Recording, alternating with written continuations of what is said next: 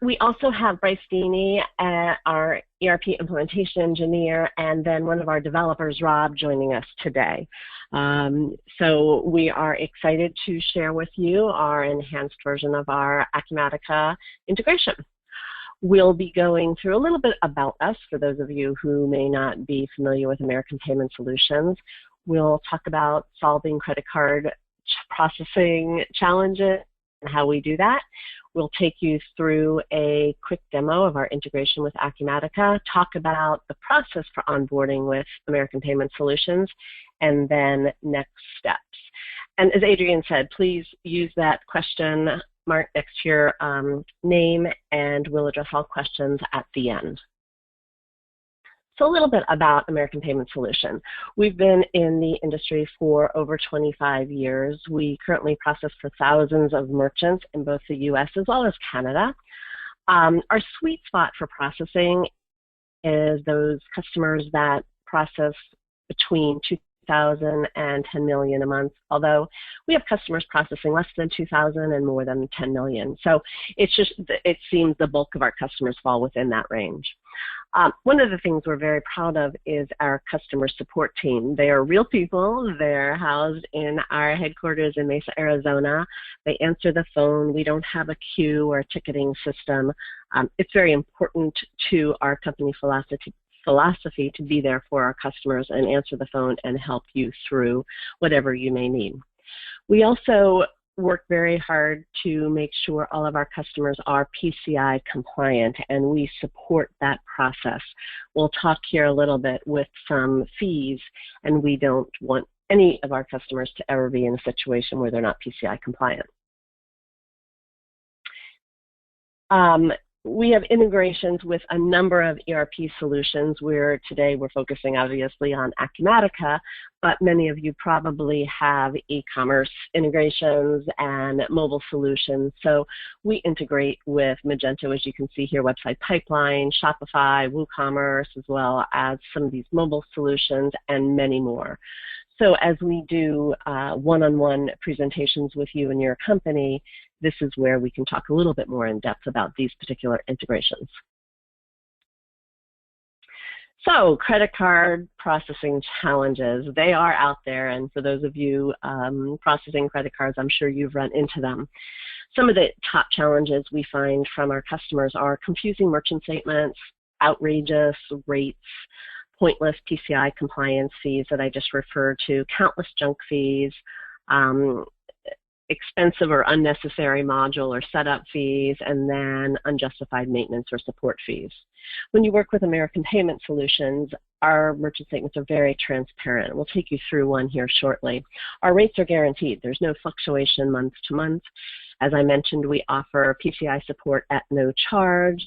And when you work with APS, there are no junk fees, no setup fees or module fees, and we do not charge for maintenance or support. A few other benefits. I talked about our dedicated 24/7 on-site support team that are there to not only help you onboard, but help you at any time during your relationship with us, which we hope is a long one. We'll take you through our APS Pays portal a little bit today with online management and reporting. We do everything in-house, so we have a very quick approval process, which gets you up and running that much more quickly. Our installation process has been streamlined year after year because we have onboarded so many merchants. I mentioned the no support fees. One thing that's very important with American Payment Solutions is that we can make your funds available the next day. A lot of processors are not able to do that, and that's a huge benefit, especially when you're trying to run your business. We can process internationally. As I mentioned, we're working with Canada. And then we have two other programs, especially important with Acumatica. The American Express Blue program, which is for small businesses, and we can process those American Express transactions directly, offering you increased savings. And then level 3 processing. Bryce will talk about that a little bit here shortly, but by capturing additional information from the customer, we are able, or the bank actually lowers the fees, so therefore we are able to lower your merchant statements significantly when you're working with corporate or government credit cards. So I'm going to hand it over to Bryce Deeney right now, who's going to take you through a little bit of our integration with Acumatica and then share with you our merchant statements. Great, thank you, Tricia. So Acumatica has been one of probably the most fun integration we've worked on, simply because their support team internally has been so hands-on. You know, they're very, very interested in having their product almost be a be-all for all. The integration itself has been very easy to work with. So on Acumatica itself, we offer daily automatic batch reporting. We also offer the protection for private data through our vault. So what makes us unique is we're a credit card processor, obviously, but we're also a gateway company. We own our own gateway, and that's what we integrated within Acumatica. So when you look at the universe out there, there's other solutions like an authorized.net as a gateway. The difference, though, is you have your gateway as auth.net, but then you have a separate processor. So first off, you're incurring two fees there, and I think we have a slide for that. But secondly, if something doesn't go correctly, if a transaction declines, let's say a chargeback or a refund, something is not a normal credit card processing transaction, a lot of the time the end user isn't really sure who to call. Do I call my gateway company, or do I call the company who built the integration? Do I call my actual merchant provider? What's unique about us is we're all three. And with that said, the integration we built into Acumatica is PCI compliant. It keeps the software out of scope. There's no credit card data actually being stored locally, and it's tokenized. So Tricia is going to show you, there is a screenshot here, but she's actually going to walk you through a live transaction on a sales order, and you're going to see that all the credit card information is masked on the local server. That way you don't ever have to, if you ever do get breached or hacked or something happens to your server, no credit card data is going to be available to a hacker. Also, you can see that we have multiple address verification options. One of the big differentiators of our integration versus some other processors out there is the fact that we don't require a CVV code.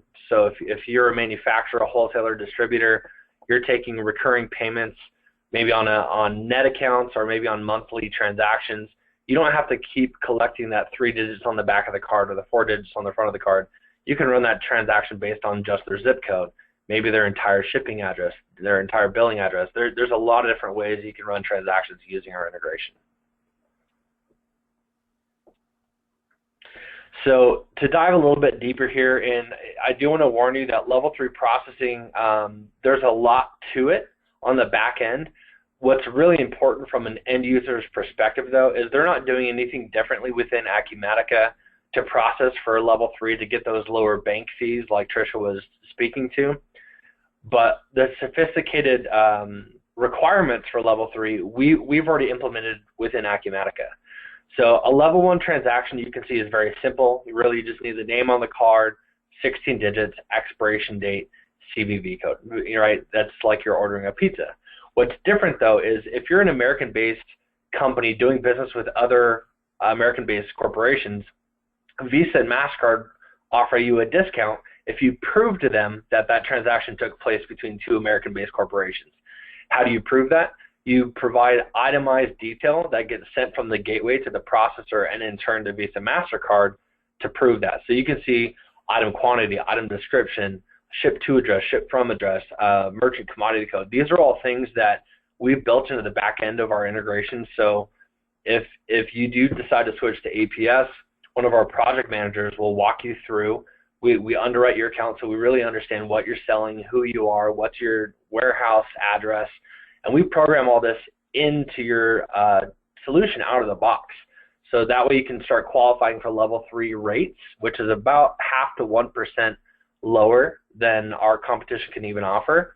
Straight out of the box, and once it's set up, it's very seamless. You don't even know what's happening in the background unless you're going to the virtual terminal and viewing the itemized details on the actual virtual terminal reports. And Tricia is going to show you that as well.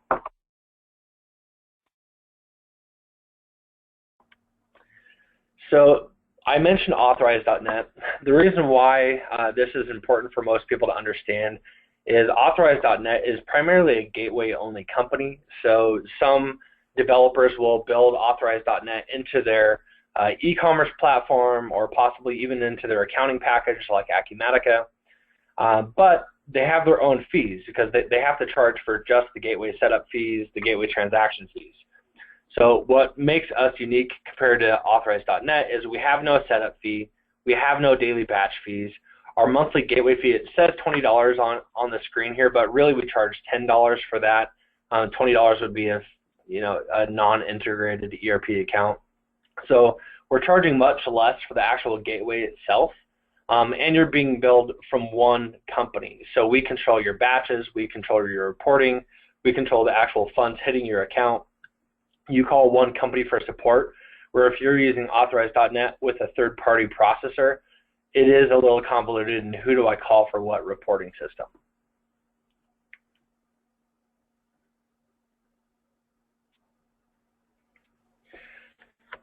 So like Tricia was saying, the merchant account, merchant statements that you get sent, that's one of the biggest headaches that I've seen. I've been doing this for about 5 years now. Anytime I'm talking to a CFO or a controller, we walk them through their merchant statements. 90–95% of the time, they don't really know what they're looking at. They typically will just round the numbers, or they'll grab the total fees divided by the total volume. They get a rate there, 3.28%, whatever that comes out to, and they're not really sure whether they're getting a good deal, a fair deal, a bad deal, or they're not really sure how to understand the data. So first, we'll walk them through their existing statement, but secondly, when they do switch over to APS, they get a fully detailed, itemized merchant statement. It shows the interchange rates, which those are the bank fees that are coming through for each card. It shows the assessment fees and access fees coming from the card brands, and then it shows the APS fees at the very top. So anytime we're talking with our merchants, they truly do have a good understanding of why they're being charged, what they're being charged, because our markup, the amount of money that APS earns on the account, it's flat, it's consistent. Whether they're doing $10,000 a month or $40 million a month, it honestly does not matter. We're going to guarantee that rate to that company for the life of them being one of our merchants. So the beautiful thing about having a fully detailed merchant statement, when we're talking about level 3 processing, they're going to have the ability to see what cards are actually qualifying for level 3, which cards are receiving those lower discounts, and which ones don't. It really does give, especially larger enterprise companies, it really gives them a good snapshot of why they're paying what they're paying, and then they can adjust their margins on their very thin marginalized items that they're selling more effectively over time.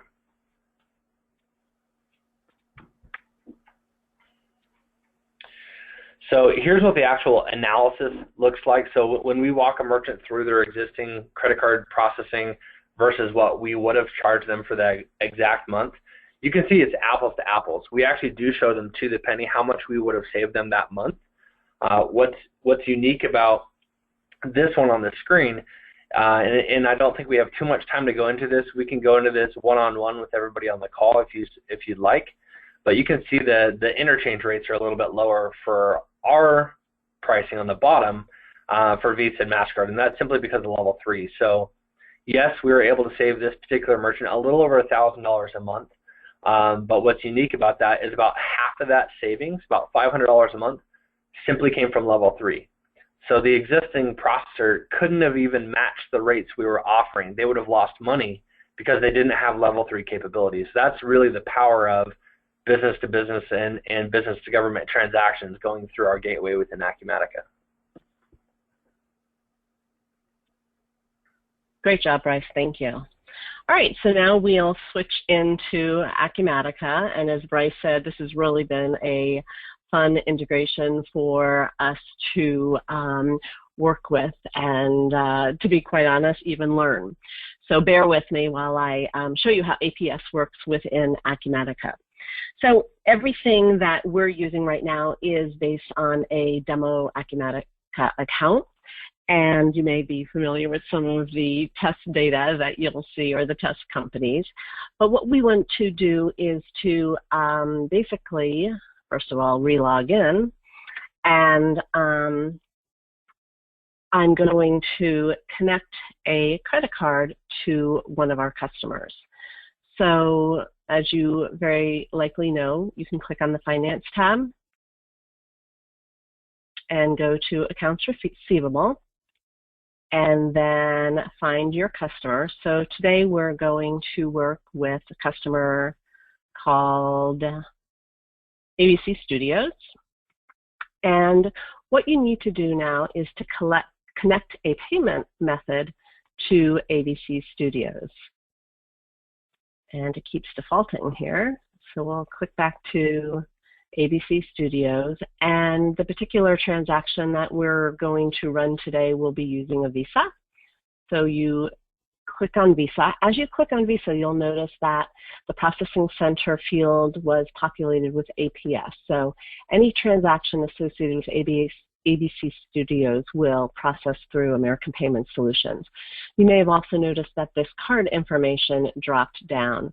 So this is where you add the information for the credit card.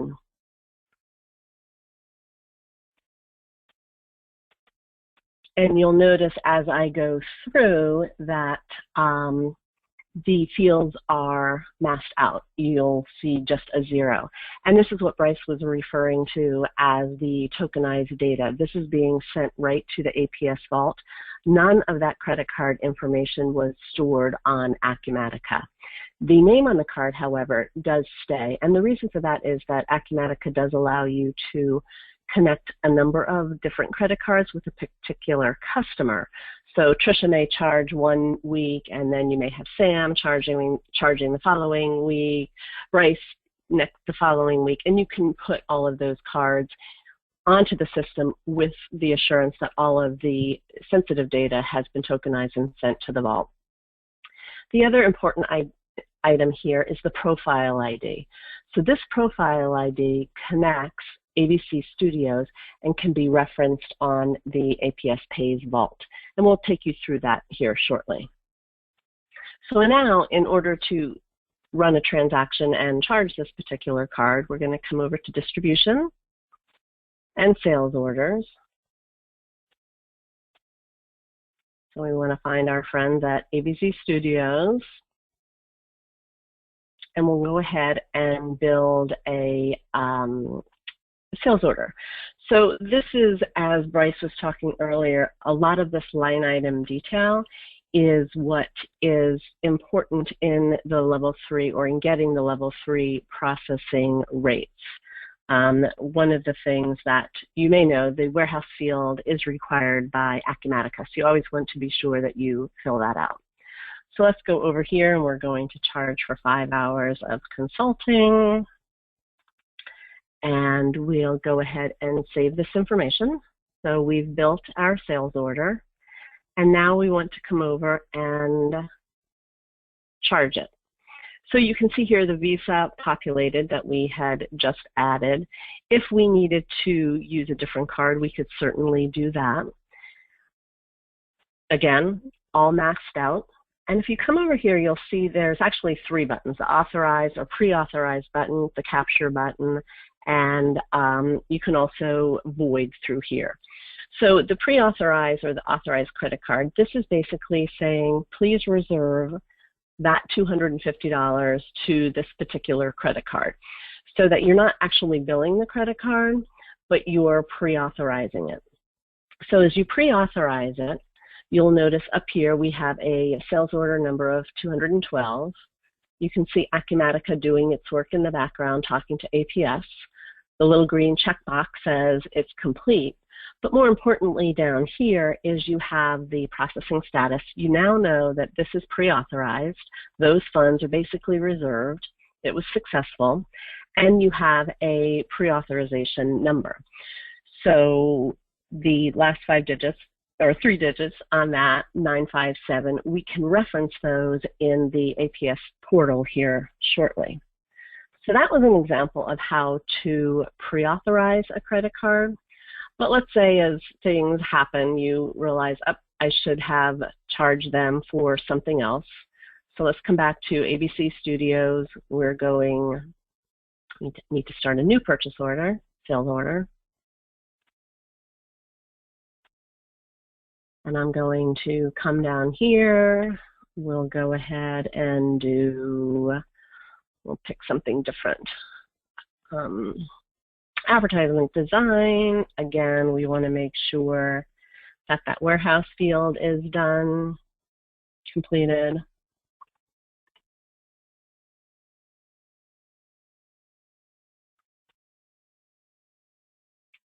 So I'm going to save this, and you'll see the detail for this. We'll come over to payment settings. Again, the credit card information is there, and I can go ahead and capture. When I capture this, I'm actually charging the credit card immediately. Again, you can see Acumatica talking to APS, moving all the information over to our portal. It's been captured, and it's been done so successfully. So this would be sales order 213, and then you can see that we have a transaction number ending in 177. So we talked a little bit about where you heard us use the word vault and the APS portal. This is something that, as Bryce talked about with the implementation and setting up, this is what our implementation team would work with you as well.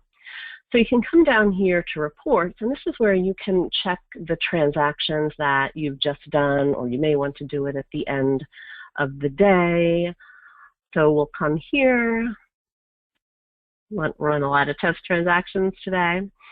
And I wanted to keep that one in pending capture because you can see here, if you recall, that transaction code ID ended in 957.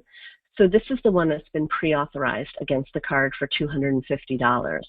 If you click, it'll give you the detail, again, a lot of this detail which allows you to take advantage of that level 3 processing.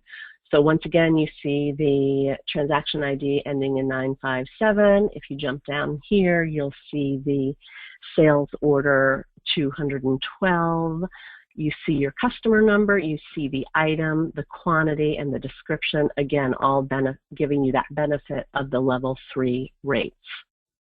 Now, if we went back to reports, we can also take a look at the one that we captured or that we billed directly.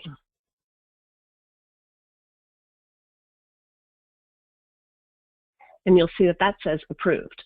So that was the sales order that ended, the sales order 213 and the transaction code that ended in 177. Again, you'll see it referenced here. Here's all the Visa information. Again, not shown here, stored in our vault. The sales order number and the detail information to, again, take advantage of the level 3 rates.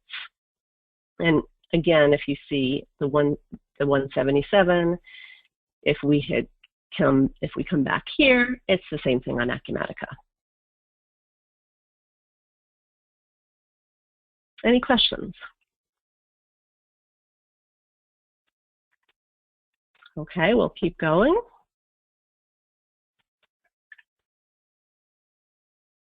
So oftentimes we get the questions, I'm already using a payment processor, what do I need to do to switch to American Payment Solutions?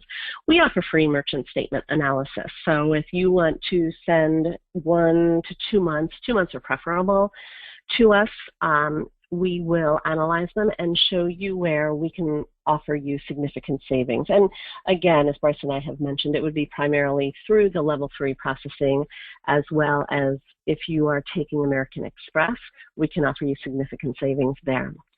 Once you give us the merchant statements, we will complete that analysis, and then we'll review it with you. And it would be very similar to the analysis that Bryce just showed you. And we can show you in the line items of your current processor what you're being charged, maybe some of those unnecessary junk fees and fees that may be a little bit confusing, and then talk to you about what our fees would be. If you're pleased with that.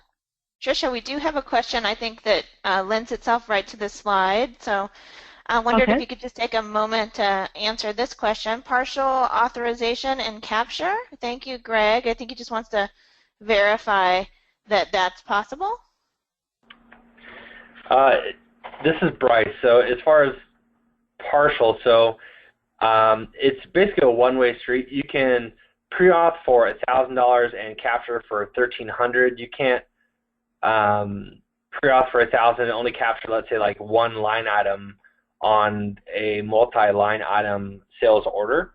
That is something that we're working towards, and I know from Acumatica's online forum, they're looking to build that within Acumatica, but once that is available within Acumatica, we're definitely going to build that. But you can definitely pre-auth for a lower amount and capture for additional amounts, and that's typically when somebody adds something to the order or you add shipping to that particular pre-authorization. And I think that Rob has something to add there. Rob, would you like to chime in on clarification?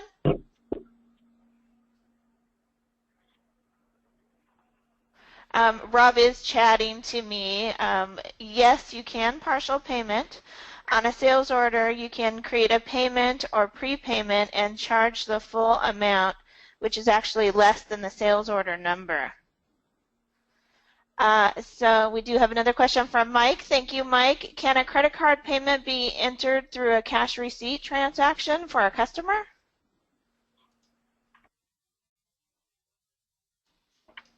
And that question was from Mike. Tricia, would you like to go ahead and address these questions now? Do you want to take that one? Yeah, let's go ahead and we have a couple of slides. Transactions through cash receipts. I'm sorry, Bryce, can you go ahead and answer that again? I didn't get the whole. The simple answer is yes, you can. If you'd like, just for time's sake, Mike, we can show you that in a one-on-one demo, but you can definitely process a credit card transaction with our integration through cash receipts. And to further elaborate on the question, he says, can a credit card payment be entered through a cash receipt transaction for a customer wanting to pay off an existing invoice? That was a little additional there, so I think you just answered that. Yeah, for all those typical like accounts on our customers on account or net 30 accounts, you can definitely apply a credit to an existing invoice. And we have a question from Chuck. If we could just insert this question real quick. Does the APS integration handle all the native Acumatica credit card functions? Deactivate expired cards, generate capture payments? We work within all of the Acumatica guidelines, so yes, it's a complete integration. Present. And Tricia, if you want to go ahead and proceed, I don't see anything further at this moment. Okay, thank you.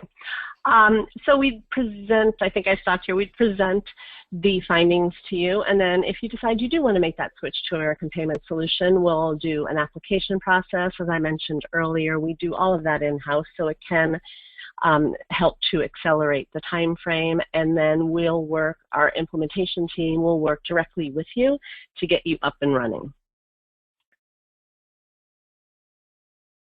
So next steps, if you're interested, again, send us some merchant statements, and you can send them directly to me. I'll show you our contact information on the next slide. We do have a blog, and we welcome you to keep in touch with us that way. We have ongoing webinars, and then we are on Twitter as well. Great way to keep up to date with what's happening. And then here is contact information for both Bryce and myself. Feel free to contact us with any questions or clarifications that you may need. We'll certainly be sending out this presentation recording later today as well. Any more questions, Adrienne? Yes, we have a question here. How long does it take to implement this solution? Implement, actually, it's basically 2 files that we are putting onto your Acumatica instance, and it is amazingly quick and easy to do. So you can be up and running. Go ahead, Bryce.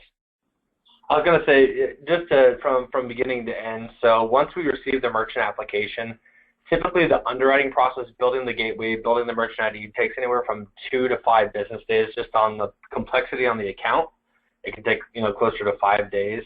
Once that's done, we schedule the implementation with the Acumatica reseller, our partner, And then, like Tricia was about to say, the actual implementation itself, typically half an hour to 2 hours, depending on how much training is required from the end user, because if they've never actually processed a credit card through Acumatica, they may want to train more extensively, and if they're a larger organization, we may need to train multiple departments. So it could take up to 2 hours, just depending on the complexity of the account. And are there any installation costs associated with this? There are not. We do not charge for installation or setup, nor for the customer support. And I just want to remind the audience, thank you so much for joining us.